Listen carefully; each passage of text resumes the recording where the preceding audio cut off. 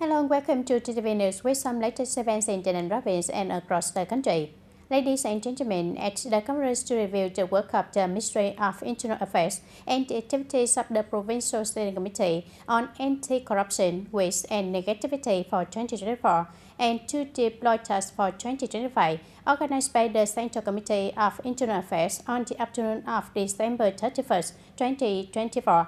General Secretary Tolam head of the Central Steering Committee on Fighting Against Corruption, Waste and Negativity appreciated and congratulated the achievements of the Ministry of Internal Affairs and the Steering Committee set on levels in 2024. These efforts have made an important contribution to building and ratifying the party and the political system, ensuring political stability, maintaining social order, and guaranteeing the development of the country.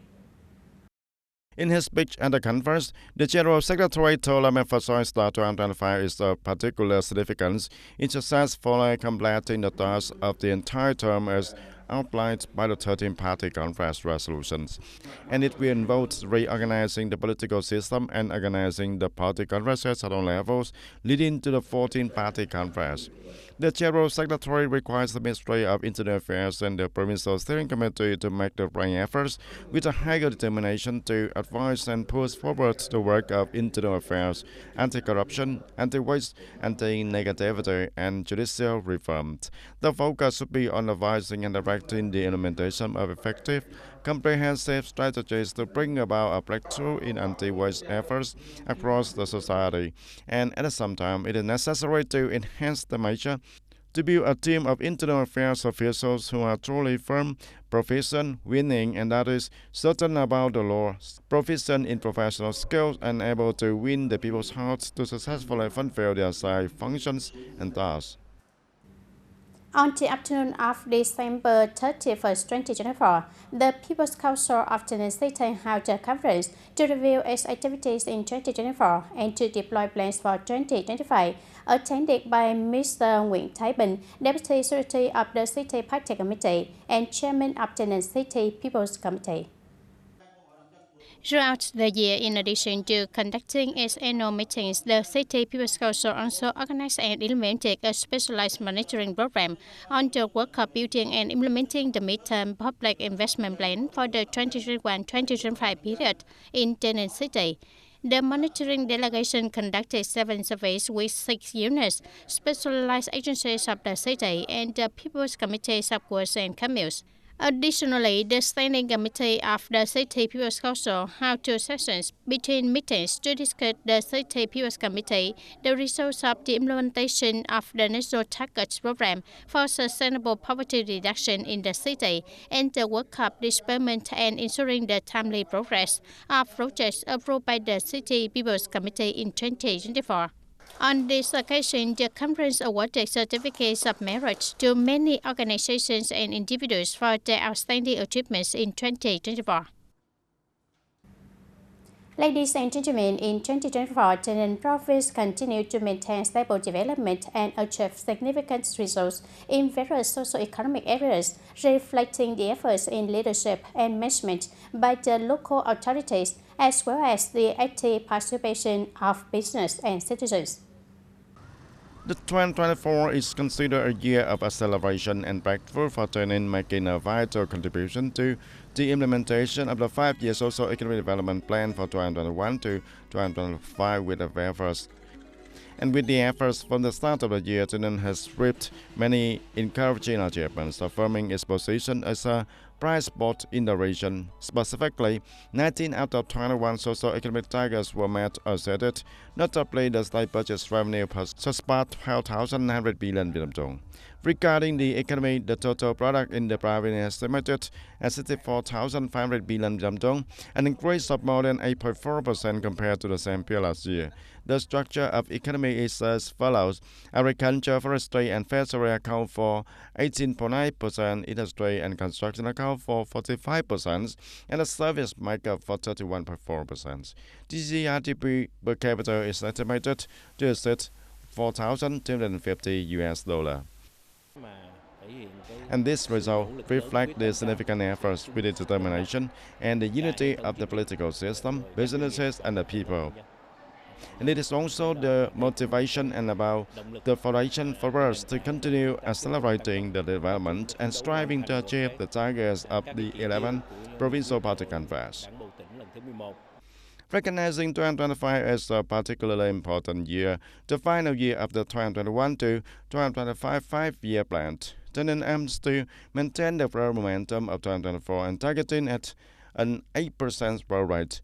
The GDP per capita at the current price is expected to reach $4,550, and the economic structure within GDP will see agriculture, forestry, and fishery accounting for 18 to 19%, industry and construction making up to 46 to 47%, and services contributing to 30 to 31%. The share of manufacturing in GDP will reach for 37% also. Additionally, the state budget revenue in the private is expected to reach about 13,158 billion Vietnam dong. The social development investment will be 36% of the GDP. Industrial production is targeted to increase by 14.5%, while the retail sales and service revenue should grow by 10%. Export turnover is expected to rise by 8%. 2025 is a crucial year to ensure our province continues to develop rapidly and sustainably. The Provincial People's Council urged the provincial government on levels and sectors, especially the leaders of each sector, locality, association, and unit, to focus on the leadership, management, and implementing the synchronized, flexible, and creative solutions in line with the practical conditions and to achieve the highest possible success in meeting the 2025 goals. The provincial government will focus on directing and managing the several key tasks in specific practical solutions, and we will strive with the highest determination and responsibility to achieve the socio-economic development targets set in the 11th Provincial Party Congress, ensuring that any targets met are exceeded, those nearly met are achieved, and the most challenging targets are reached at the highest possible level.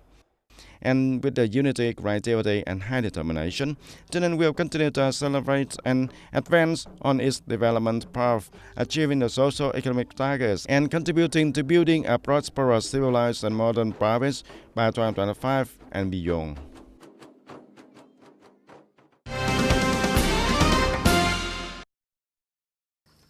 Logistic work is one of the key conditions to ensure that units successfully complete their mission of protecting national border security. In 2024, the Border Defense Force of TayNinhTV Province effectively implemented production and livestock activities, contributing to improving nutrition quality and enhancing the living conditions of officers and soldiers. Throughout the year, with various production models, the unit ensures a stable and high-quality local food supply with nearly 65,000 tons of vegetables, 29,000 tons of meat, and nearly 1 ton of fish. The unit also managed 113 hectares of rubber trees, including 6 hectares of newly planted trees. The policy of increasing production is part of the theme of studying and following President Ho Chi Minh's teachings on boosting production and reducing theft, which the officers and soldiers of the Border Defense Force have been carrying out for many years, yielding practical results.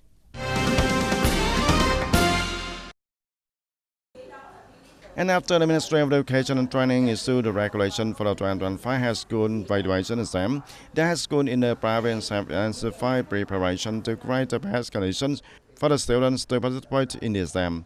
Immediately after the release of the 2025 graduation exam regulations, the high school and vocational education and continuing education centers adjusted their teaching plans accordingly to ensure the effective implementation of the graduation exam. The school management boards have emphasized professional work, focusing on the key topics of the exams and developing the review outlines suitable for the different student groups. At the same time, the school have introduced the new exam regulation to students and parents and familiarized the students with the high school graduation national exam registration form.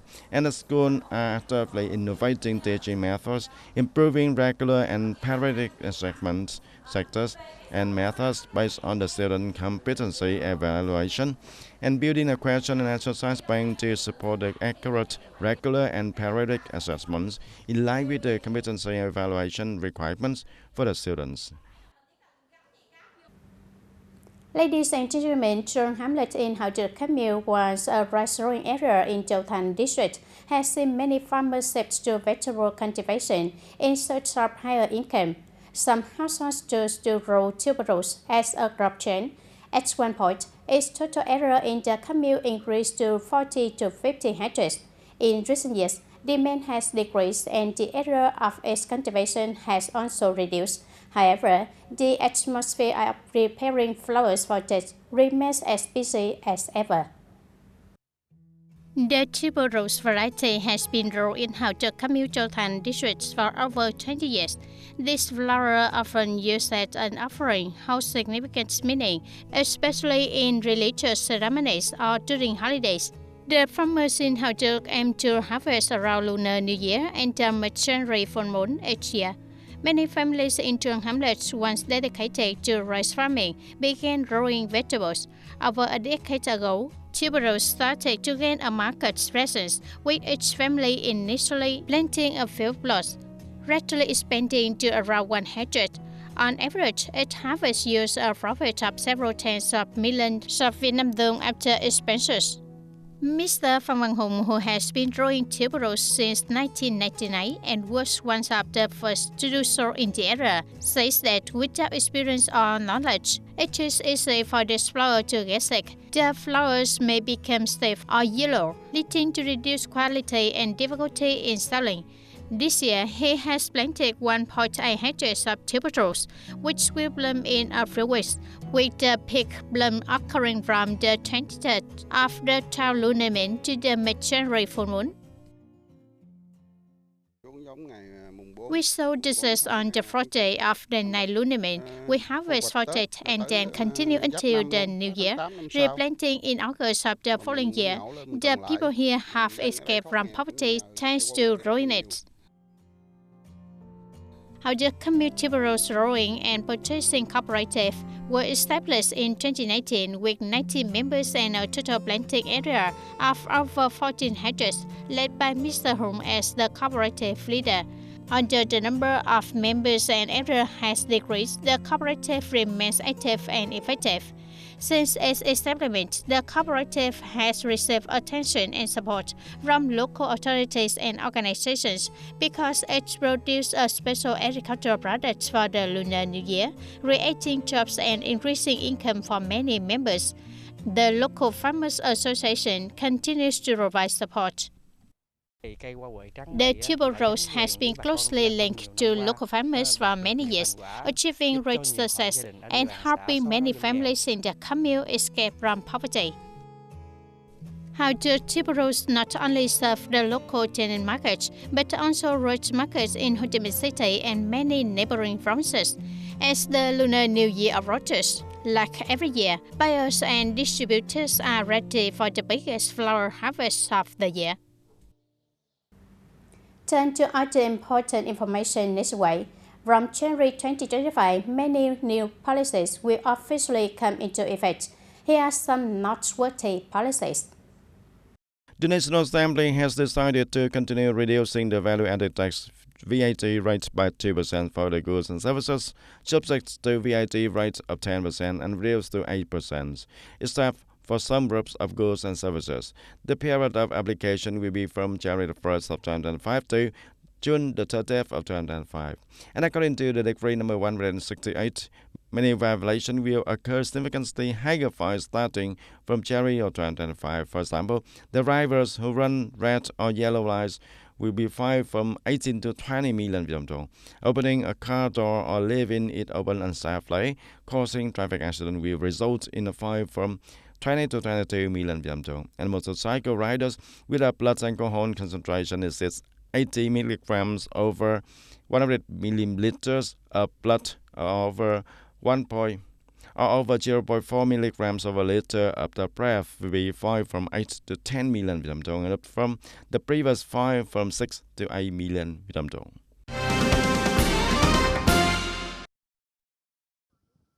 The Ministry of Agriculture and Rural Development has recently issued a document to the People's Committees of Coastal Provinces and Cities regarding the strengthening of fishing vessel management to ensure the safety of both people and fishing vessels engaged in seafood activities.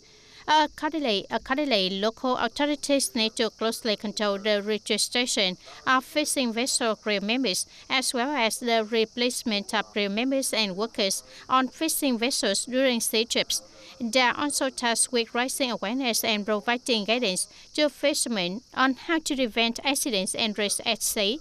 Additionally, 24/7 operations of the fishing vessel monitoring system should be organized to track and monitor fishing vessels at sea, promptly provide information and warnings, and guide fishermen in seeking shelter from storms to ensure safety.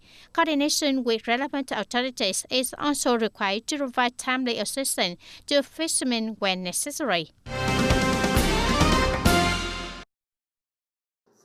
And Da Nang is one of the popular destinations chosen by many tourists to welcome the new year of 2025. And the first morning of the new year, a vibrant welcome ceremony for tourists arriving by air took place at Da Nang International Airport. The international visitor arriving in Da Nang on flights from Thailand, South Korea, Taiwan of China, and Hong Kong of China. And on the morning of January the 1st, they were pleasantly surprised by the spectacular performances. The Department of Tourism also presented the tourists with many souvenirs and nearly 1,000 experience vouchers for the services in the city.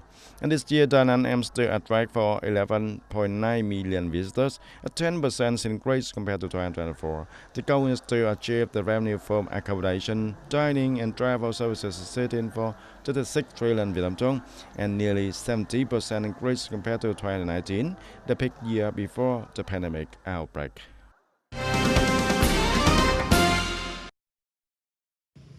On the evening of December 31st, 2024, at Lâm Viên Square in Đà Lạt, the People's Committee of Lâm Đồng Province organized the closing ceremony of the 10th Đà Lạt Flower Festival and a New Year's 2025 art performance. According to statistics, during the festival, Đà Lạt Lâm Đồng welcomed 2 million tons of visitors, with tourism revenue estimated at over 3.600 trillion Vietnam dong. This success helped Lâm Đồng reach a new milestone of 10 million tons of visitors, with tourism revenue estimated at 18 trillion Vietnam dong in 2024. After the closing ceremony, the audience was treated to a performance featuring modern light displays that created stunning images symbolizing the development and innovation of Lâm Đồng. Dear audience, as part of its strategy to find additional markets beyond the United States, Canada has chosen its strength in agricultural products and processed foods to expand export to the Indo-Pacific region. At the same time, it aims to strengthen production and trade activities in the region, particularly in countries with bilateral and multilateral free trade agreements with Canada. In this strategy, Vietnam has emerged as a notable destination as Canadian businesses see it as a gateway to Asian and the Asia-Pacific region. Vietnam is one of the few Asian countries with a comprehensive and progressive agreement for Trans-Pacific Partnership (CPTPP) with Canada, and in particular, Vietnam is considered a potential location for production investment that can be exported to other markets for Canada. Canada has core strengths that's better than anywhere in the world. Our grains, wheat, pulses, grains. Canada is better than anywhere else in the world. With that strength, we know that there's opportunity everywhere. Also, seafood. Canada's seafood is among the best in the world. Crab, lobster, finfish, there's many opportunities. Focusing on connecting the agricultural production and processed food sectors between Canada and Vietnam is seen as creating significant opportunities for both economies, both in trade and food security. The agricultural products of Vietnam and Canada complement each other rather than compete, as both countries share many free trade agreements with other nations, and especially they have the CPTPP agreement between them. The Vietnamese Trade Office in Canada regularly shares information on market opportunities in Vietnam and introduces Vietnam as a gateway for Canada into the Asian and Asia-Pacific regions. In fact, Vietnam is making significant efforts to invest in infrastructure such as seaports, roads, and telecommunications.